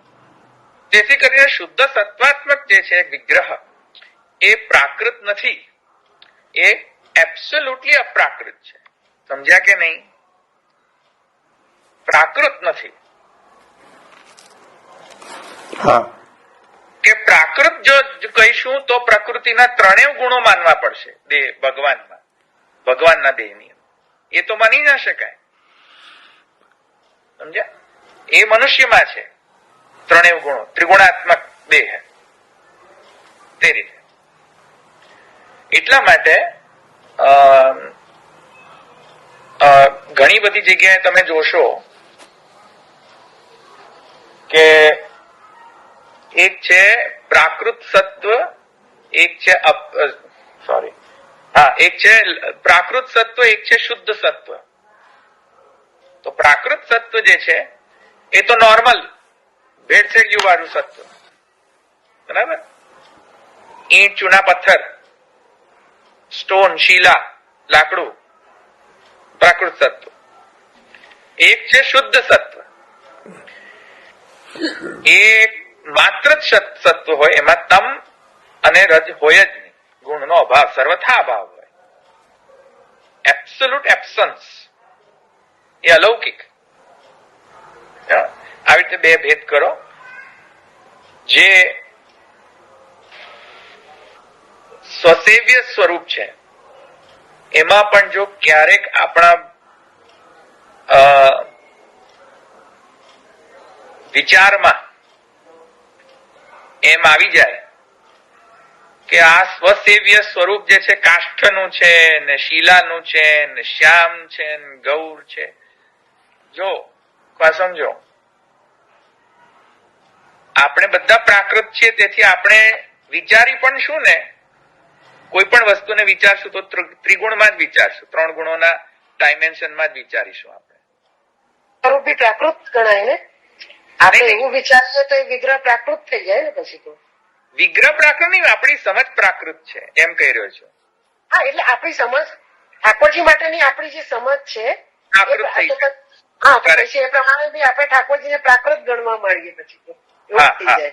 હા હા, તેથી હું પોઈન્ટ જે કહેવા માંગી રહ્યો છું એ છે કે શીલાના ને કાષ્ઠના ને શ્યામ ને આ ને પછી અહીંયા ઘણા લોકો પાછા એવું એ પાછા શોધતા હોય કે અહીંયા ચિહ્ન છે કે નહીં, ને અહીંયા ખડાઉ ધારણ કર્યા છે મદન મોહનજી કે નહીં, ને ચંદ્રમાજીને એક જે શ્રીહસ્ત ઉપર બાજુબંધ છે કે નહીં. યાર આ પ્રાકૃત સત્વના બધા ગુણો બધા જોવાના થયા. આવી રીતે કઈ જોઈને કઈ સેવ્ય સ્વરૂપ ના સિલેક્ટ થાય. સેવ્ય સ્વરૂપ થઈ ગયા પછી આ બધું જોઈએ આપણે કે અમે આ નથી ને અમે આ નથી ને અમે અહીંયા આ નથી, આ મજા નથી આવતી ને આ નથી ને હવે આ તો બહુ નાના છે ને હવે અમારે મોટા પધરાવા છે ને પછી મોટા પધરાવો એટલે પછી ઘણી વખત એવી પણ ભાવના થાય કે અરે ભાઈ કેટલા મોટા છે, આ તો બહુ નથી બરાબર. હવે આ બધી જે આપણી લિમિટેશન્સ જે છે એ ભગવાનના આકારની ઇન્ટરેક્શન સાથે આપણે લિમિટેડ ઇન્ટરેક્શન, આપણી પ્રાકૃત લિમિટેડ પ્રાકૃત ઇન્ટરેક્શન કરીને ભગવાનના આકાર ઉપર આપણે એને પ્રક્ષેપ કરીએ છીએ. આપણી લિમિટેશન એમ નહીં કરવું જોઈએ, કેમ કે આકાર જે છે આપણે એ આકાર જે છે અપ્રાકૃત આકાર છે. એનો અર્થ એવો થાય ને કે આપણામાં આપણે અપ્રાકૃત છીએ અને આપણામાં 3 પ્રકારના જે પ્રકૃતિના ગુણો રહેલા છે એના કારણે આ બધા વિચારો આપણે ડેવલપ કરીએ છીએ. અમુક લોકો કે આ તો બહુ નાનું સ્વરૂપ છે. અરે ભાઈ એ વિચાર આવે જ કેમ? આ બહુ નાના છે સ્વરૂપ, આ બહુ ગૌર સ્વરૂપ છે ને આ કાશ મારું સ્વરૂપ જે છે શ્યામ હોત તો, કાશ મારું. ભાઈ એક વખત સેવ્ય થઈ ગયા પછી આવા બધા વિચાર નહીં કરવાના. એક વખત સેવ્ય થયા, ભાવ પ્રતિષ્ઠા થઈ, ધેટ્સ ઇટ. પછી ગણપતિ બાપા મોર્યા કરો કે હવે બાલકૃષ્ણલાલજીને ગણપતિ બાપા કરો ને હવે દ્વારકાધીશજીને પધરાવો, પછી દ્વારકાધીશજીને ગણપતિ બાપા મોર્યા કરો, મોટા દ્વારકાધીશજી પધરાવો. એ પ્રાકૃત બુદ્ધિ. પછી સમજ્યા એ રીતે. તો એ જે આકાર જે છે સેવ્ય સ્વરૂપનો, સાકાર બ્રહ્મવાદના ફ્રેમવર્કમાં જે સેવ્ય સ્વરૂપનો પણ જે આકાર જે છે શુદ્ધ સત્વાત્મક આકારના કારણે આપણે આપણા સેવ્ય સ્વરૂપને ઇન્ટરેક્ટ કરી શકીએ છીએ. પ્રાકૃત સત્વ નહીં. પ્રાકૃત સત્વની જો ભાવના રાખો તો પછી તો બહુ જ લોચો છે, તો ઘણો લોચો થાય છે પ્રાકૃત સત્વની ભાવના રાખો.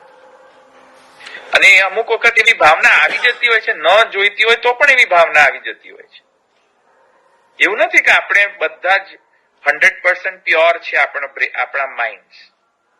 ઘણી વખત એવી ભાવના આવી જતી કે ઓહો પંચામૃત થશે તો ક્યાંક તો પંચામૃત ઘૂસી જશે ઠાકોરજીના શ્રી વિગ્રહમાં. હવે આ જે બુદ્ધિ જે છે તો પ્રાકૃત બુદ્ધિ છે.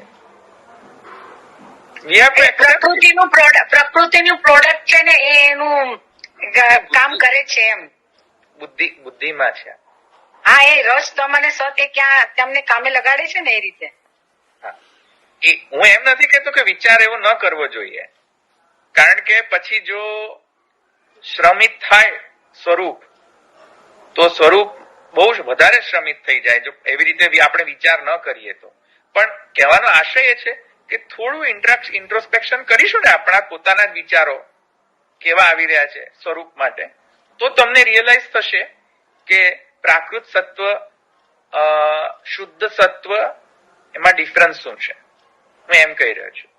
ઘણી વખત સેવ્ય સ્વરૂપના સુખાર્થે આપણને અમુક વિચાર એવા કરવા પડતા હોય છે કે ભાઈ પંચામૃત ઘૂસી જશે અંદર, પછી કીડા થશે તો શું થશે. હવે આ જો કીડા થવાનો જે ભાવ છે એ છે તો પ્રાકૃત વિપરીત ભાવના. હા, પણ પ્રોટેક્ટ તો કરવું પડશે કે નહીં સ્વરૂપને? સ્વરૂપને પ્રોટેક્શન પણ કરવું પડે. કોઈ છૂટકો નથી. આપણે પ્રકૃતિમાં છીએ તો છૂટકો નથી કે હવે વિચાર કરવો પડે. શું કરે એ રીતે સમજ્યા? તો સ્વરૂપ પ્રાકૃત નથી એટલું ધ્યાનમાં રાખો. આપણી બુદ્ધિ પ્રાકૃત હોઈ શકે છે, સ્વરૂપ પ્રાકૃત નથી એટલું વિચારવાની. એટલે જે આકાર જે છે સેવ્ય સ્વરૂપનો પણ એ પણ સાકાર બ્રહ્મવાદની ફ્રેમવર્કની અંદર શુદ્ધ સત્વ વ્યવધાનના સાથે અને આનંદ કરપાદ મુખોદર આદિની જે ઇન્ટરેક્શન જે છે એ તો બહુ રેર છે. જયારે ફલાવસ્થામાં હોય ત્યારે કદાચ ક્વચિત આનંદ કરપાદ મુખોદર આદિ સ્વરૂપ સાથે ઇન્ટરેક્શન આપણું પોસિબલ થઈ જાય, પણ ત્યાં સુધી તો યા તો આપણે ઇન્ટરેક્ટ કરીએ છીએ પ્રાકૃત સત્વ સાથે બીકોઝ ઓફ અવર લિમિટેશન. આપણી લિમિટેશન એવી છે તેથી આપણે પ્રાકૃત સત્વની રીતે આપણે ઇન્ટરેક્ટ કરીએ, અથવા તો શુદ્ધ સત્વ વ્યવધાનમાં અવતાર કાળની અંદર ભગવાન ધારણ કરે છે. અત્યારે અનવતાર કાળ છે. અનવતાર કાળની અંદર મોસ્ટ લાઇકલી આપણે બધા જ સ્વરૂપોને પ્રાકૃત સત્વ માનતા હોઈએ છીએ. મોસ્ટલી બધા જ. હૃદય પર હાથ રાખીને કહેજો, શું તમે વિચાર નથી આવતો કે આ કાષ્ઠના છે? આવે છે કે નહીં? વિચાર નથી કરતા તો પણ આવે છે સહજ. એટલે પૂર્ણ આપણે પુરુષોત્તમ તરીકે જો સ્વીકારીએ તો વિચાર જ ના આવે ને. નહીં, હું કોઈને દોષ નથી આપતો, કારણ કે હું પણ એવું વિચારું છું. એટલે એક સહજતામાં આવેલો વિચાર છે એમ. સહજ, હા, સહજતામાં આવેલો વિચાર છે કે જયારે પણ આપણે આપણાથી વિચાર કરતા આપણે પ્રાકૃત સત્વથી જ વિચાર કરતા હોય. તેથી આપણા ઠાકોરજીને પણ વિગ્રહને પ્રાકૃત સત્વ માની બેસતા હોઈએ છીએ.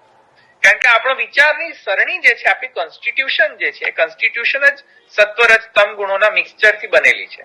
એટલે આપણે વિચાર પણ એ રીતે જ કરીશું. તો વિચાર એ રીતે કરીશું તો આપણને સ્વરૂપમાં પણ એવી રીતે જ અમુક વખત એવી સ્વરૂપમાં ભાવના થઈ કે આ કાષ્ઠ છે, આ પિત્તળના છે, આ પંચધાતુના છે. ઓલ ઓફ ધીસ ભાવના ઇઝ પ્રાકૃત સત્વની ભાવના. એક બીજી ભાવના છે જયારે અવતાર કાળ હોય ભગવાનનો, ત્યારે ભગવાન અવતરિત થાય ભૂતલ પર, ત્યારે ભગવાન શુદ્ધ સત્વાત્મક વ્યવધાન સાથે પ્રકટ થાય. એ સેકન્ડ. અને ભગવાનનો જે સ્વરૂપ લક્ષણ જે છે બાય ડિફોલ્ટ, અવતાર નહીં, અવતાર વખતે નહીં, પણ ભગવાનનો જે સ્વરૂપ જે છે આનંદ કરપાદ. સમજ્યા? ત્રણમાં ડિફરન્સ સમજ્યા? આ ડિફરન્સ જે છે એ આપણા કારણે આવતો, સૃષ્ટિના કારણે, અને ભગવાનના ઐચ્છિક ઈચ્છાના કારણે. આટલું સમજમાં આવ્યું? બીજા કોઈ પ્રશ્ન છે? ધવલભાઈ, તો આપણે જયારે આપણા સ્વરૂપનું વર્ણન ક્યારેક કંઈક એવી રીતે કરતા હોય કે ભાઈ મારા ચિત્રજી સ્વરૂપ છે કે અમારી ઘેર લાલન બિરાજે છે, તો એ આપણું પ્રાકૃત એનાથી કરીએ, તો એ ન કરવા માટે આપણે શું, કોઈ પૂછે તો શું, કેવી રીતે જવાબ આપવો જોઈએ? કોઈ એનો ટ્રેન કરવું પડે ને કે રોજ રસ્તો નથી એવું કોઈ. તમે આમ સહજ રીતે તમે કોઈ રસ્તો કાઢી નથી શકતા.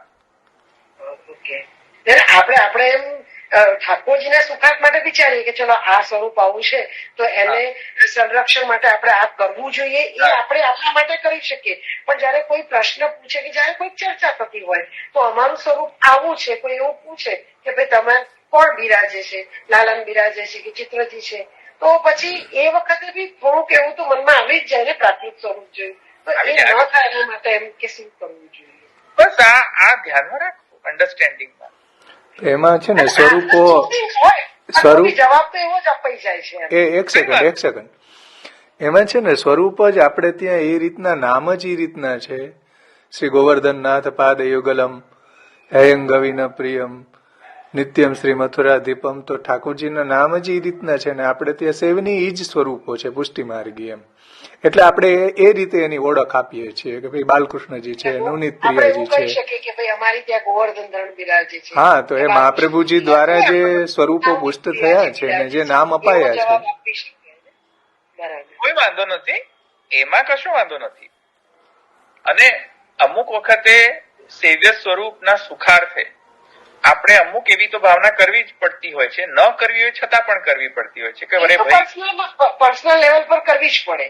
પ્રભુના સુખ એ પર્સનલ લેવલ પર તો કરવી જ પડે. એ ભૂખ લાગી હશે, ઠંડી લાગતી હશે, તો આ પ્રાકૃત ભાવ જ છે ને આપણા એંગલ થી. તો નહીં એ નહીં, હું બીજા હા, એટલે પંચામૃત કરવાથી પ્રભુના સ્વરૂપને કઈક ક્ષતિ પહોંચશે, બોલાય નહીં, મુખરતા દોષ પ્રભુ માફ કરે. એ અસંભાવના છે, એ અસંભાવના, વિપરીત ભાવના છે. વિપરીત ભાવના. એ થઈ જતી હોય શું થાય હવે? કારણ કે આપણે પ્રોટેક્ટ કરવાનું છે સ્વરૂપને પણ.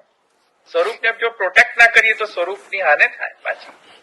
એટલે ધવલભાઈ, અપ્રાકૃત સ્વરૂપ જયારે આપણા ઘરે બિરાજે છે, પણ આપણે પ્રકૃતિના પ્રોડક્ટ 3 ગુણોથી એટલે એનાથી લીપાયેલા છે, એટલા માટે આપણામાં સહજતાથી આ બધા વિચારો હું આવન જાવન થતું હોય છે. બરોબર ને? આવન જાવન થતું હોય છે, પણ એક ધ્યાન રાખવાનો વિવેક કે જે સ્વરૂપને શ્રમ ન થાય એવી ભાવનાઓ તમે કરતા હોય તો કોઈ જ વાંધો નથી, પણ સ્વરૂપ ની હાનિ થતી હોય અને સ્વરૂપના ભાવથી પણ વિપરીત ભાવના થતી હોય, લૌકિકત્વની ભાવના આવતી હોય, તો એ અસંભાવના અથવા અન્યથા જે ભાવના જે છે એનાથી બચવું જોઈએ. એના માટે એ દોષરૂપ છે. એ દોષરૂપ. હા, જેમ કે હું તમને સમજાવું અસંભાવના કેવી હોય છે. એના માટે તો આખો પ્રકરણ છે, અધિકરણ છે અસંભાવના માટે સૂત્રની અંદર. ખૂબ એકદમ ડિટેલ ડિસ્ક્રિપ્શન છે મહાપ્રભુજીનું કે કઈ રીતે ભાવના કરવી, કઈ રીતે ભાવના નહીં કરવી, કઈ ભાવના નહીં કરવી સ્વરૂપમાં. એની ગોલ્ડન રૂલ ઓફ થમ્બ શું છે એ બધું એનાલિસિસ એ અધિકરણમાં કરેલું છે. પણ હું તમને એક અસંભાવનાનો દ્રષ્ટાંત આપું કે પ્રભુના સ્વરૂપમાં જીન્સ અને ટી શર્ટ ની ભાવના કરવી કે લાવ આજે જીન્સ ને ટી શર્ટ પહેરાવું. હવે આ અસંભાવના છે.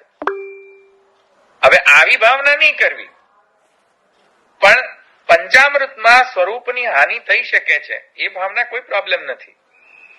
સમજ્યા?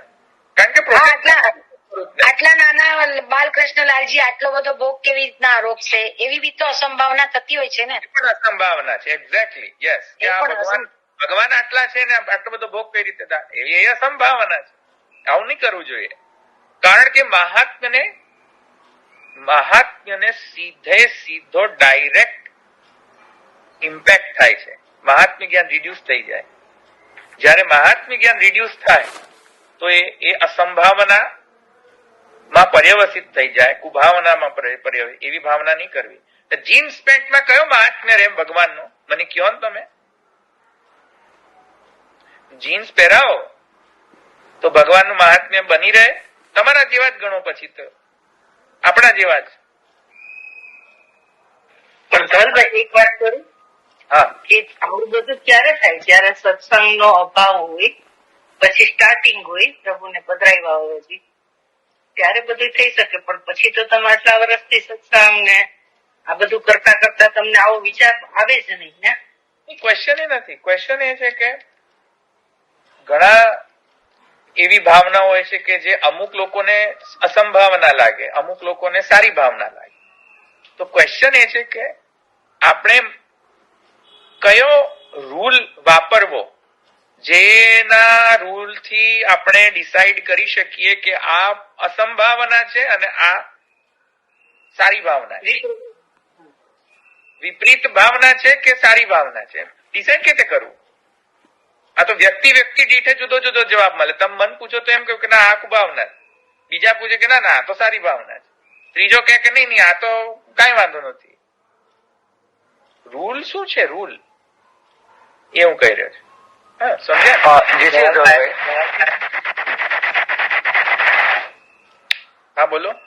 હા ધવલભાઈ, મારે પૂછવું હતું કે જે આ 84-252 વૈષ્ણવ જે ભગવાન સાથે ડાયરેક્ટ ઇન્ટરેક્ટ કરી શકતા હતા, તો એમ કહી શકાય કે એવું જરૂરી છે કે એમનામાં 100% સત્વ ગુણ હતું અને એટલે રજોગુણ ને તમોગુણ ઓછું હતું કે નહીવત હતું અને એટલા માટે ડાયરેક્ટ ઇન્ટરેક્ટ કરી શક્યા? ને ક્વેશ્ચન નિલેશભાઈ, ક્વેશ્ચન શુદ્ધ સત્વનો ભક્તમાં નથી, ઠાકોરજીમાં છે.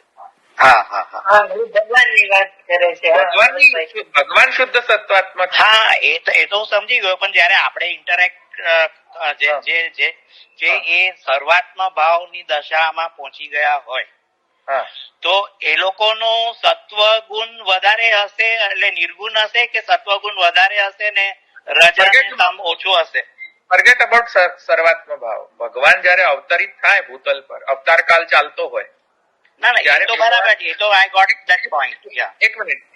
ભગવાનનો જયારે અવતાર કાળ ચાલતો હોય ત્યારે શુદ્ધ સત્વથી જ ભગવાન અવતાર ધારણ કરે છે. તેના કારણે ભલે ને પેલાને સર્વાત્મ ભાવ હોય કે ન હોય, સર્વ સામાન્ય જનને દ્રશ્યમાન થશે શુદ્ધ સત્વને કારણે. ના ના, દ્રશ્યમાન થશે, પણ જે ઇન્ટરેક્ટ કરવાની વાત જે છે ને એ હું કહી રહ્યો છું.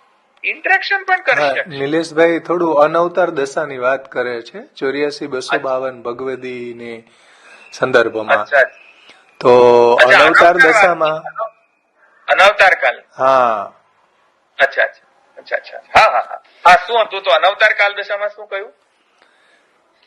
કે એટલે એ જે બધા ભક્તો જે હતા, એટલે એ લોકોને જે સત્વ ગુણ નું પ્રપોર્શન વધારે હશે ને રજ ને તમ ઓછું હશે એટલે ઇન્ટરેક્શન કરી શક્યા, કે જે એ લોકોના સાત્વિક રાજસ તામસ ગુણ હતા એ બધા અલૌકિક હતા, એટલે આમાં બેસતે જ નહીં આ ચોકઠામાં.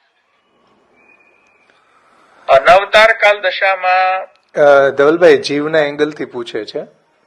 હા, સમજી. ઠાકોરજીના સ્વરૂપમાં નહીં, પણ જીવ એને ઇન્ટરેક્ટ કરી રહ્યા છે, તો જીવમાં પ્રકૃતિના ગુણો તો છે જ.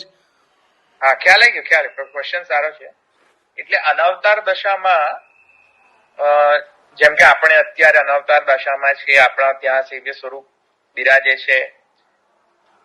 ક્વેશ્ચન એ છે કે જયારે ભક્તમાં આદિ ભૌતિક અધ્યાસ હોય, જે સેવા કરનાર વ્યક્તિ છે તેના અંદર હજુ પણ આદિ ભૌતિક અધ્યાસ હોય કે આધ્યાત્મિક અધ્યાસ હોય, તો એ ઇન્ટરેક્શન પણ એવું જ રહેશે ઠાકોરજી સાથે.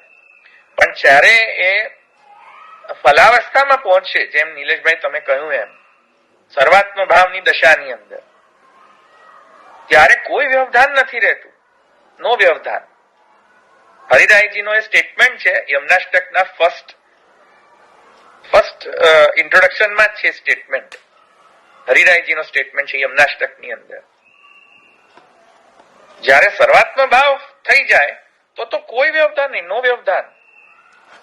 પણ સર્વાત્મ ભાવ ના હોય ત્યાં સુધી વ્યવધાન સાથે ભગવાન રહે છે, આ શુદ્ધ સત્વ વ્યવધાન.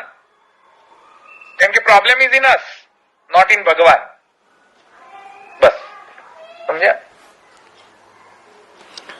ધવલભાઈ, ત્યારે નિલેશભાઈ જે કહ્યું ને, ત્યારે એવી અવસ્થામાં કે પ્રભુની કૃપાથી એવું અલૌકિક સામર્થ્ય પ્રભુ આપણને પ્રદાન કરે, ત્યારે જ એવો સાનુભાવ થઈ શકે, તો ત્યારે તો એવા જે અધ્યાસો નિવૃત્ત થઈ જતા હોય છે, જેમ આસ્કરણજી છે કે એવા જે ભગવદીઓના અધ્યાસો નિવૃત્ત થયા છે એવું આપણને દેખાય છે કે એને બાણ માર્યું તો પણ એનું અનુસંધાન એને ન હતું એમ. એટલે પ્રભુ એવું અલૌકિક સામર્થ્ય પ્રદાન કરે કે એવો સર્વાત્મ ભાવની કક્ષા પ્રભુ આપણને દાન કરે, તો ત્યારે આવું કંઈક પ્રાકૃતિક જે અધ્યાસો છે એ દૂર થતા હોય એવું જણાય છે. બરાબર. ઐશ્વર્ય, વીર્ય, શીર્ય એવા ગુણો પ્રગટ કરે ઠાકોરજી આપણને. આનંદના અંશના પ્રાકટ્યના કારણે ઐશ્વર્ય, વીર્ય ગુણ બધા પ્રકટ થતા હોય છે. એ શાસ્ત્રાર્થમાં પણ મહાપ્રભુજીનો સ્ટેટમેન્ટ છે કે આનંદાંશ પ્રકટ થાય તો આ રીતેની અનુભૂતિ થાય છે. પણ એની coming back to the point, હું કેટલા વાગ્યા? સમય થઈ ગયો છે? હજી વાર છે. હજુ વાર છે, 9:45 થયા છે ખાલી. અચ્છા, ઠીક. તો તમને આ સમજમાં આવ્યું? એટલે અહીંયા હું ટીકા પર પાછો જઉં તો ક્યાં હતું?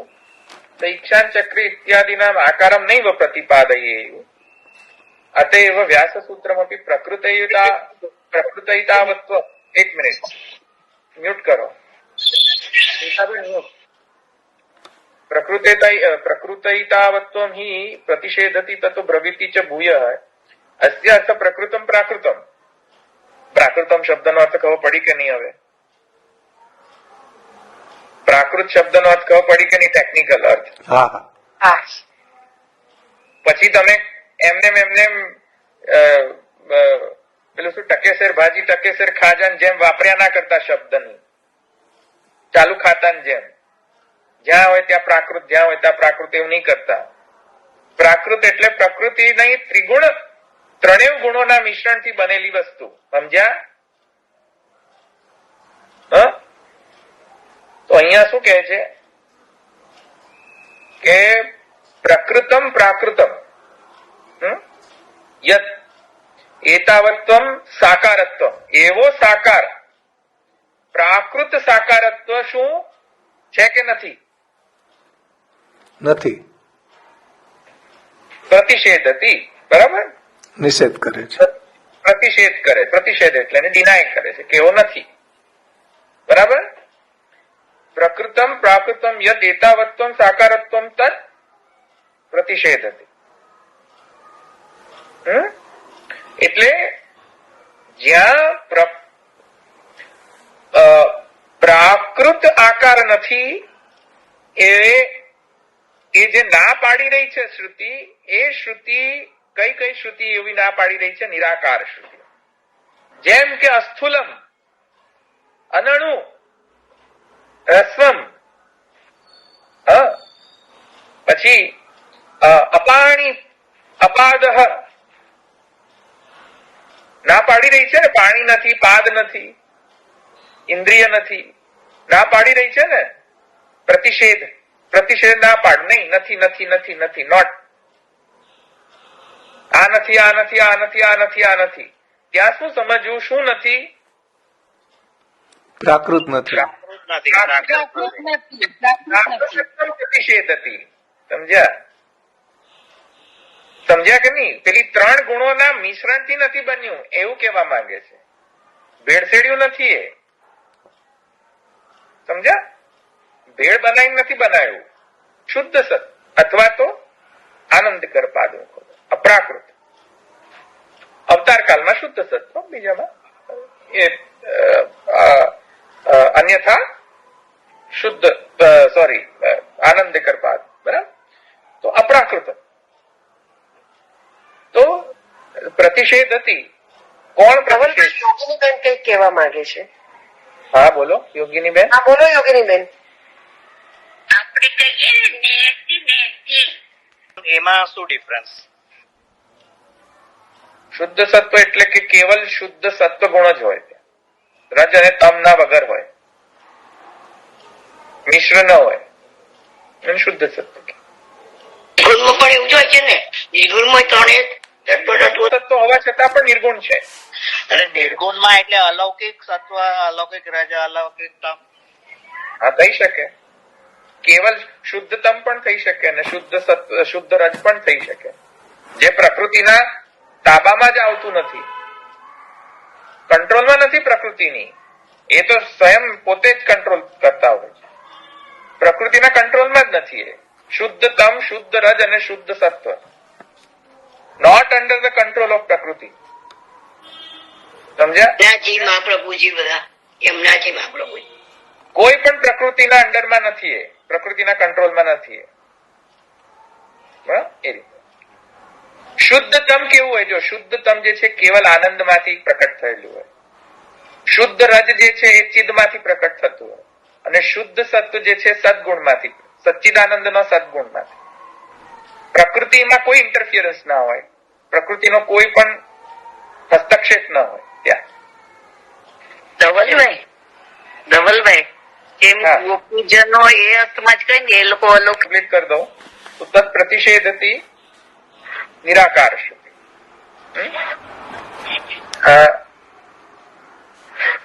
ક્યાં ગયો? શ્રુતિ નહીં આપણે એની નીચે પહોંચી ગયા છીએ. આનંદિક આકારત્વ. પ્રતિષેધ કોનો થઈ રહ્યો છે? કેવા આકારનો પ્રતિષેધ? પ્રાકૃત આકારનો. પ્રાકૃત આકારનો પ્રતિષેધ થઈ રહ્યો છે. કોનો પ્રતિષેધ નથી થઈ રહ્યો? અપ્રાકૃતનો. આનંદયી આકારનો પ્રતિષેધ નથી થઈ રહ્યો. આનંદન આકારનો પ્રતિષેધ નથી થઈ રહ્યો. પ્રાકૃત આકારનો પ્રતિષેધ થઈ રહ્યો છે. 3 ગુણોનો મિશ્રણથી બનેલા જે પ્રાકૃત છે એ બધાનો પ્રતિષેધ છે. ના પાડવામાં આવી છે કે આવો નથી. તત્ર હેતુ તતો બ્રવીતિ ચ ભૂય ઇતિ તતો અગ્રે ભૂય પુનરપી સ ઈક્ષાન ચક્ર ઇત્યાદિના સાકારત્વમેવ વદતિ ઇતિ નિરાકારવાદીનામ યત્કિંચિત શ્રુતિ જ્ઞાનવત્વેપી સર્વશાખીય ઉપનિષદ જ્ઞાન અભાવ તાસુ ચ પ્રકાર ભેદેન બ્રહ્મ નિરૂપણા તત્ર પર. હવે આ જે છે હું પછી લઈશ, નેક્સ્ટ ટાઈમ લઈશ. આ અંશ પછી પૂરો થઈ જશે. ત્યાં એ અંશમાં વેદ પારગહ જે છે જસ્ટિફિકેશન કર્યું, ઉપપત્તિ કરેલી છે વેદ પારગહ. એટલે હવે અહીંયાથી હું બ્રેક કરી દઈશ અને ક્યાંથી તતો અગ્રે ભૂય પુનરપી થી પછી હું થોડું વિષય વેદ પારક તરફ જઈ રહ્યો છું. એટલે હું અહીંયા રાખું.